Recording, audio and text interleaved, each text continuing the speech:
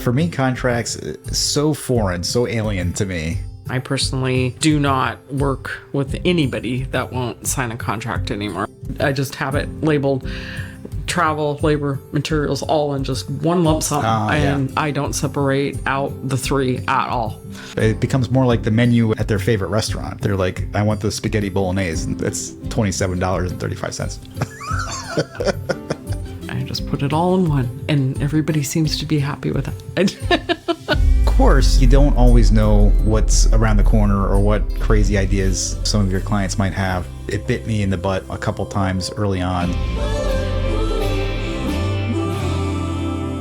Good morning, good afternoon, good evening, whatever case may be for you. This is the Emerging Artist Podcast. I'm Scott Markowitz, and I'm joined here by Shiree Nichole, and we are talking today about a very important topic that most artists love to avoid, and that is creating contracts.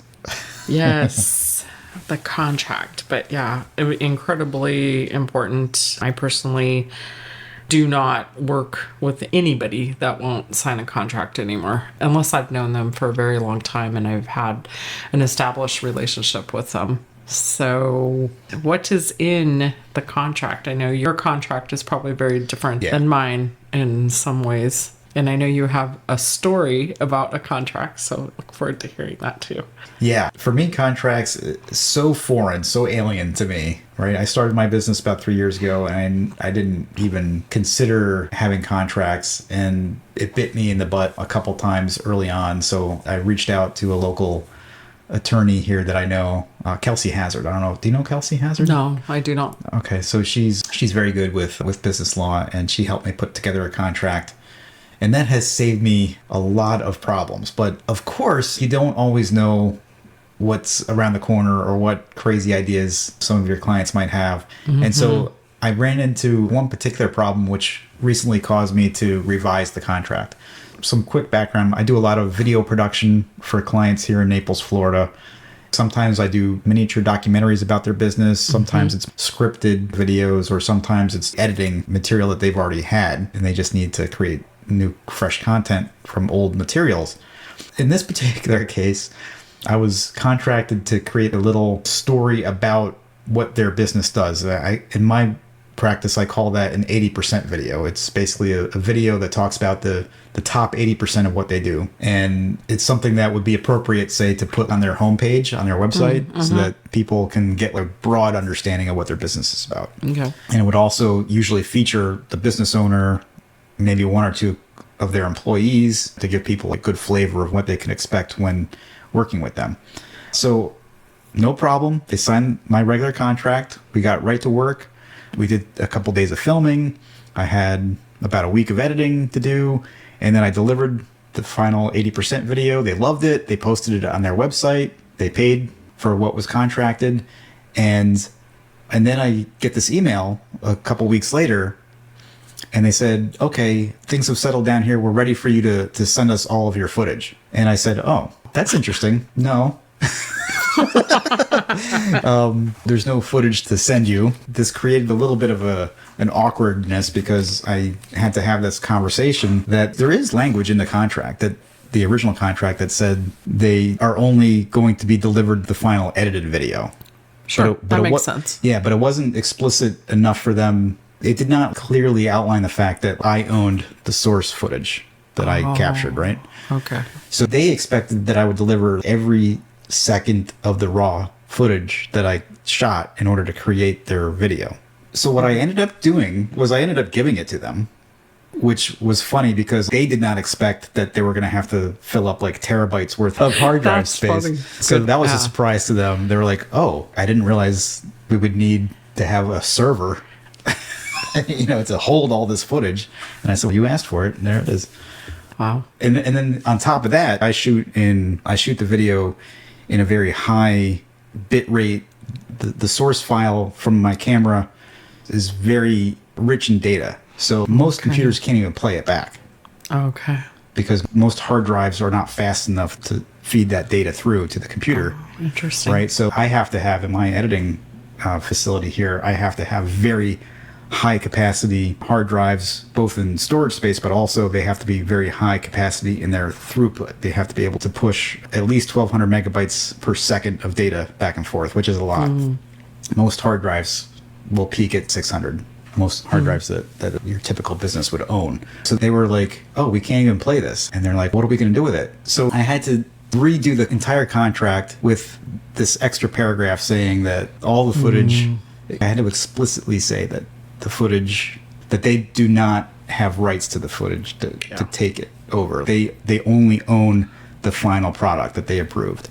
But the other thing is that it has to be a conversation now when I'm working with a new client to explain to them that my process is that I shoot explicitly for the end product, and there's not going to be a lot of stuff. If you want extra stuff, and this is actually the great thing about it, Shiree, is that it's turned into an opportunity for me to upsell new services.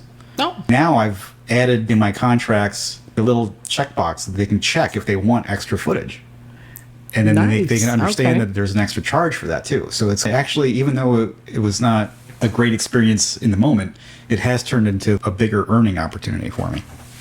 Wow, what a story. Huh. But a great thing in the end for you now. Yeah. My contract, I used to have a separate one for mural work, commission work, and faux work. Now I just have it all actually under one. It's 2 pages, more concise. I do explain, I know I've mentioned it several times, that the sample boards that I create and make, and I don't think people realize the amount of time and investment monetarily that it takes to do a sample board. It's a process of maybe initially just prepping the board doesn't take that long, but it's all this waiting for drying time and layers, and the more layers you have, then the longer it takes. And yeah, so that's written in my contract that I provide 2 sample boards per space in the home. So say if you're going to faux your kitchen, you're going to faux your dining room, but you want it to have 2 different finishes. So if I have over 1,000 sample boards, so if there's not one of those that you want to pick, which ironically you would be surprised that they may pick out a sample board, but it's not the right color. So I have to do a different sample board to meet their color choices. So I'll do 2 per space. That's free. That's included in my services.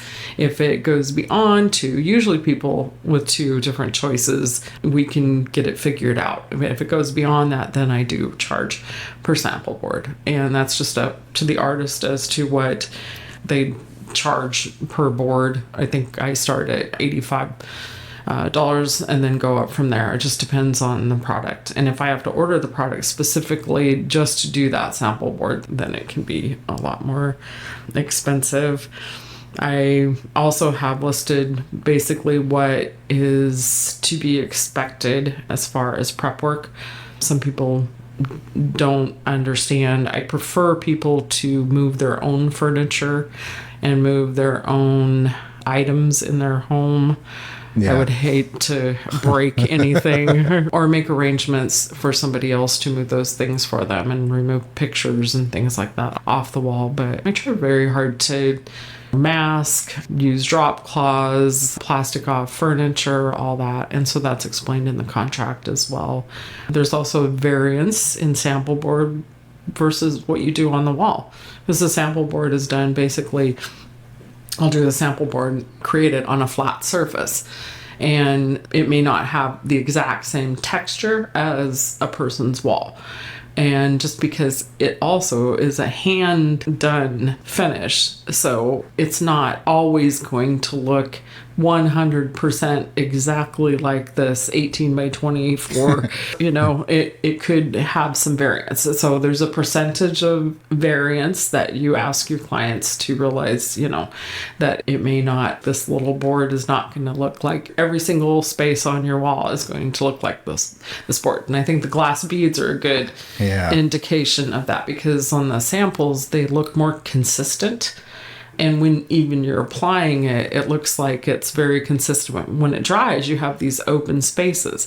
And there's nothing you can do about that, because it's just the way it's applied, but sometimes in that shorter span on the sample board doesn't really reflect that. So that's something that's part of my contract too. I usually don't have too much of an issue with people making that imagination leap from the sample board to the wall. They usually do pretty good with that.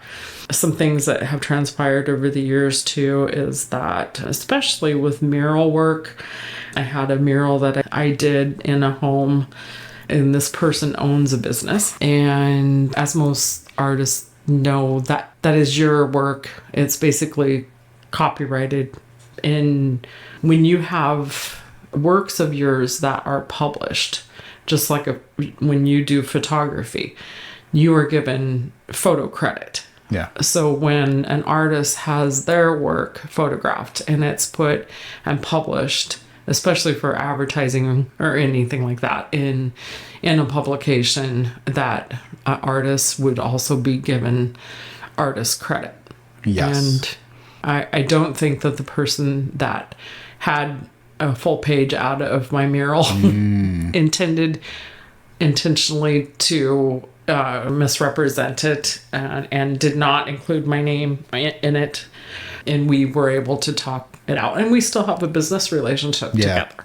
Yeah. And but I had to add that to my contract. And also taking things that I've done and having them made into products that you use. Also, that was another thing that's also in my contract, because I'm not asking actually for monetary compensation for that. I'm asking that they get permission from me, and that my name be put on it. That's all I want. So that's in the contract as well. And I think that's something that artists need to think about when they do works, and why that's important. Especially, as you get older and you're, as an artist, your name is something that is important, and that's what you can retire off of. That you can continue to make money off of what you did when you were younger, because it has your name on it. That's very important. And would you recommend seeking the counsel of an attorney to create your contract? I think that's wise. Something years ago I found out in Florida. This was actually at the beginning of my business, and I had been down here for about 4 years, and I worked for a designer in the East Coast. And the way I had my contract, and I don't know why I had it set up this way, but I had part of the contract, and then I had the signatures, and then I had the remaining part of the contract as far as the payment method and all that after the signatures. And I need to check on that. But so she told me actually that everything, the signature needs to be the very last thing on the contract. Everything before it is basically what they have agreed and signed for. Anything below that signature would not hold up in court. Oh, see, I didn't even know that. So I don't know if that's still the case, but I changed it immediately, and I've stuck to it ever since. That I have the last thing is the signature. So I thought that was interesting. No, that's probably that probably still is the case, I would imagine. Yeah, it could be. Yeah, I think it's very important to have an attorney look it over. Even if you draft it yourself, at least have an attorney look it over to make sure that everything is reworded in legalese that would hold up in court. Yeah. I have a recent experience story, and especially because I didn't know this person, and I wasn't intending on being difficult or anything like that, but I'm sure I came across as very firm. I reached out to him first, and I wanted to know if he was still interested in doing the job, that I have this date secured. And he said yes. And I said, okay, please make sure that you sign the contract and send the deposit. So as we're approaching like 3 days before, I still have nothing. No deposit, no signed contract, nothing. So he starts calling me over a weekend, all panicky about this and wondering if I'm still going to show up. Yeah. And I said, I do have time to fit it in through the week. I can't do it on Monday. I can do it on Wednesday. But I still do not have a signed contract and a down deposit. And now having some phone conversations with him, it was just an oversight, and he's busy, but he immediately Zelled me the deposit and took care of the contract. But it was difficult, honestly, for me to be that firm with him. But since I didn't know him, Yeah. and unfortunately, my experience with building contractors has not been good. I have heard some make comments to their clients that I've worked for that have said, "Hey, I can get you your home for almost free because I will debunk and find something wrong with every contractor that comes in here to work on this home, so you won't have to pay for everything." What? Yeah. And so Oh my gosh. I've had contractors bounce checks on me, not pay small amounts, like hundreds of dollars that have taken them 3 to 6 months to pay. And so I don't mean to put a blanket on all contractors, but it does raise a little bit of a red flag to me. Yeah, you do. So that's why I was so firm with him. And I don't regret that. And I think he and I are going to probably have a really great working relationship. But he knows I'm serious. Let's say that. Yeah, and as artists, like, we're sometimes a little timid to ask for that money and to ask for that signature, right? But what you're saying, I think, is 100% true, at least through my experience as well, that when you're getting close to the time where you need to have that signature and down payment and it's not there yet, almost every single time, it's just that they're overwhelmed with other things, Right. and like it just has slipped out of their vision for the Right. moment, right? So that reminder is actually very helpful to them, and they're thankful to have that reminder, because it's never even happened to me. Actually, I've never once had anybody who agreed that they were going to move forward with the contract and sign it. I've never once had anybody not do that. Not yet. I'm sure eventually someday that'll probably happen, but that hasn't happened to me yet. And I have, however, I have had a couple of people who did sign the contract and did pay a down payment who never paid their final payment. And so per my contract, they never had their work delivered to them.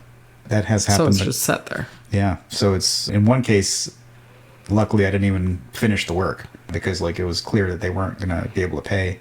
And although that's very rare, I think for somebody who has signed a contract, it can happen, especially in my world, like where I'm dealing with a lot of businesses, and sometimes like it's a marketing director for a business who didn't have authorization necessarily, like with their higher ups. So that kind of thing is a little bit more common in my world where I'm dealing with video production and stuff.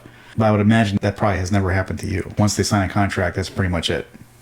The thing that happens sometimes is that they may change some of the things.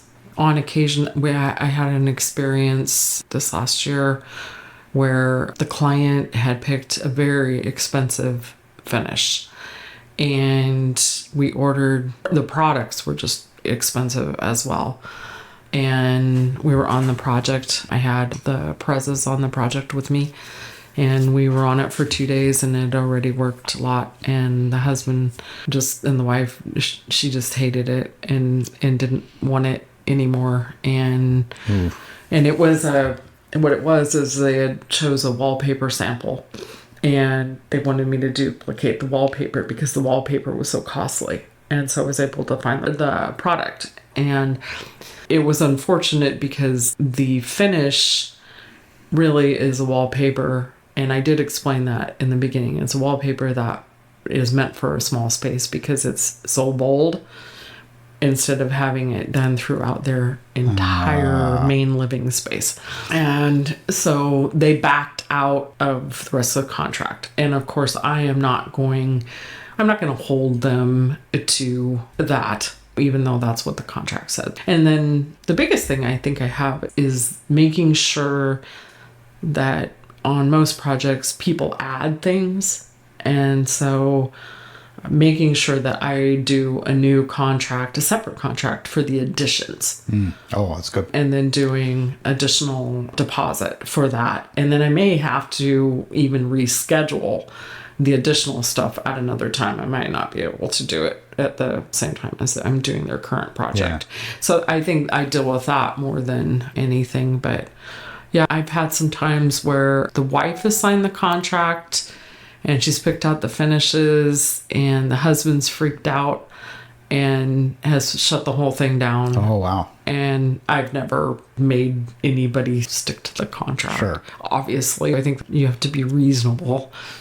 Yeah, I think, that's a really good point, Shiree. I think sometimes it's just not worth going after somebody.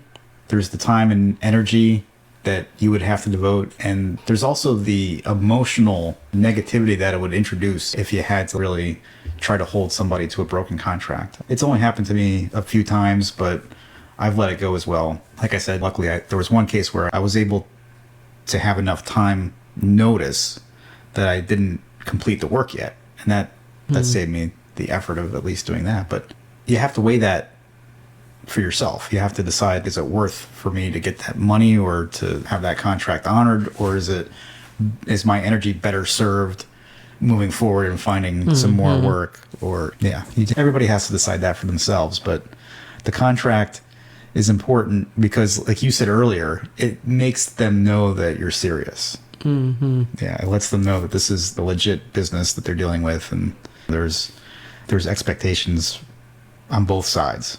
The other thing I do, and I've learned throughout the years, I travel a lot for my work, and I used to separate travel out and labor and materials. And that seemed to really bother a lot of people. They don't like to see your travel expenses. Oh, interesting. Okay. Yeah. And when I estimate a job now, I've done this, I don't know, maybe 10 years now. I just have it labeled travel, labor, materials, all in just one lump sum. And I don't separate out the three at all. I just put it all in one, and everybody seems to be happy with it. That's really interesting that you say that, Shiree, because I've had the exact same experience. Yeah. And I used to itemize my proposals down to time and materials, and I think it's going to take this many hours to shoot it, blah, blah, blah.